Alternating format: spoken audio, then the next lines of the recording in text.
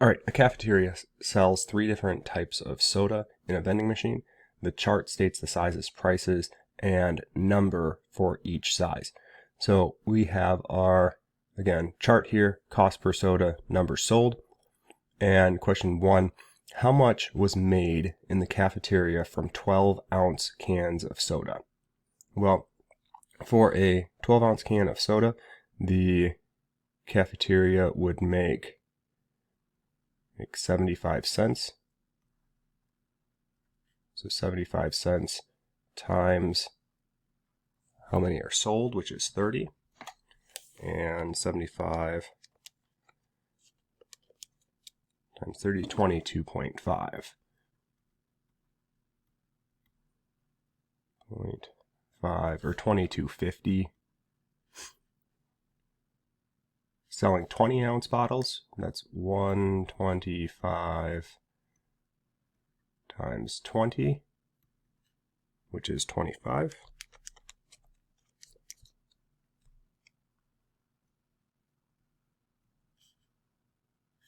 And 24 is 150 times 25,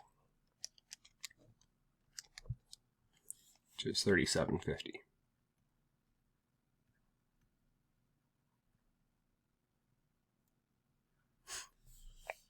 Question two, how much was made from all three sizes? So this is putting them all together. So we have 22.5 plus 25 plus 37.5. We get 50, 60, 85. That's $85. How did you use the data to find your answer? Well, first we multiplied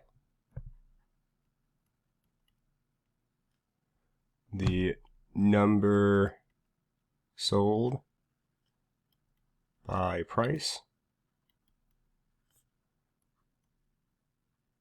for each size.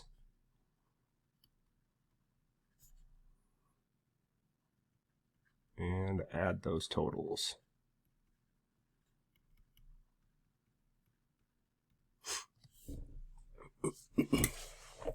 Write a 1x3 matrix to represent the cost of soda. So 1x3 means one row by 3 columns, right? And then write a 3x1, 3 rows by 1 column, right? So 1 row, and this is the cost. So we have 0.75, 1.25, and 1.50. And a 3x1. And we have 30, 20, and 25. Describe the procedure for using your matrix or matrices that we have here in number 3 to find how much the cafeteria collected from selling all three sizes. Use the words row, column, and element. So again, remember, in the first matrix here, the 0.75, 125, and 1.50, we have 1 row, 3 columns.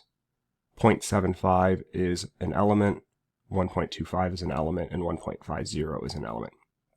So how would we use these two things to try to get what we got in 2a? Well, it is just 0.75 times 30 plus 1.25 plus 1.25 times 20, and then 1.5 times 25, right? And those are added together. So we multiply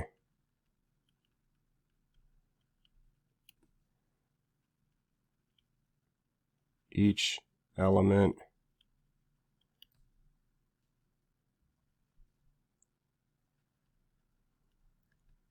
from the row of the first matrix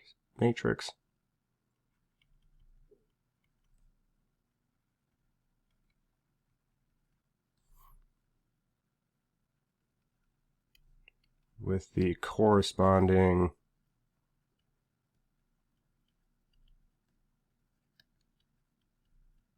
element from the column of the second.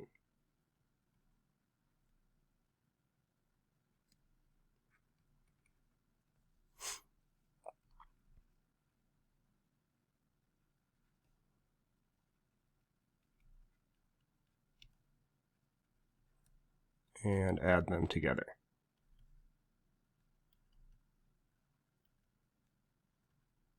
Now you could say that different, find the sum of, right? We could use sum instead to start with, but that works there. Usually in class you would have written that definition by yourself or with a classmate, and then we would have come back together to write this one together. So this one is each element in AB, each element in AB. Remember, this is matrix A times matrix B. So this is a new matrix. Each element in this product, A times B, is the sum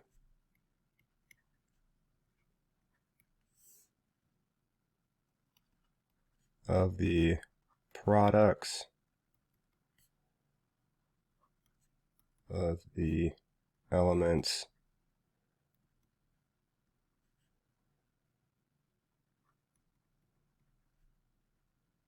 from a row of the first or a row of matrix A and column of matrix B. Now a few things. Really here, we should say corresponding.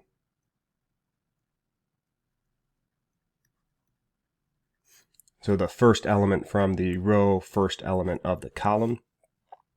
And you'll note second here, from a row of A, when I say row of A, it is matrix A. Then I said column of matrix B. Technically I didn't need to write matrix there. Probably should have kept them the same just for the sake there. Then there is a example here of a generic 2x2, 2x2 times another generic 2x2, and you see that you get a row of the first times column of the second. This is helpful because almost everything that we do with matrices is rows by columns, right? So when I give the dimensions, it is a 2x2, 2 rows, 2 columns. Or in the example below down here, we have 1 row, 2 columns. It's a 1x3, right? So we have rows by columns, and you'll notice this is correlating to this element. This is one thing. So we have A times E, the first element in the row from the first, times the first element in the column from the second. And then plus B times G, the second element from the first row and the second element from the first column of the second. And we add those two things together. And you'll notice that if you kind of like put those two matrices on top of each other, they would intersect at this element 1, 1 of this third matrix, this matrix that we're multiplying them together. Then the same kind of thing happens with all of these other ones. So if we wanted to find this, it is still the first row, but now it's times the second column. So A times F, B plus B times H. If we wanted this element, it is the second row, since it's in the second row, times the first column. Again, it's in the first column. And then lastly, if we wanted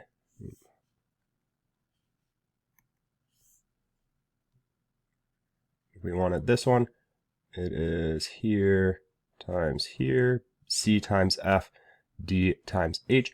Now you'll notice some similarities here. So I'm going to only do some of them, but if you look at the two elements in this row, in this column, you'll notice that they share this E and this G. The same thing happens over here. They're both being multiplied by F.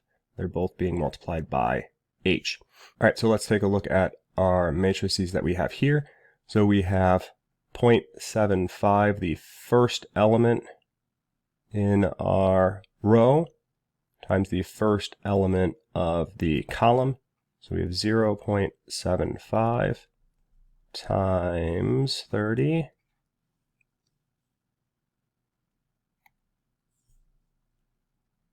plus the second element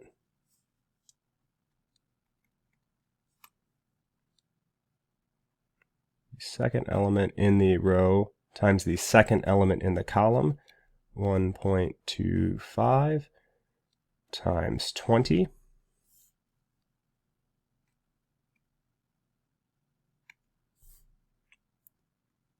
plus the third element of the row times the third element of the column, 1.5 times 25.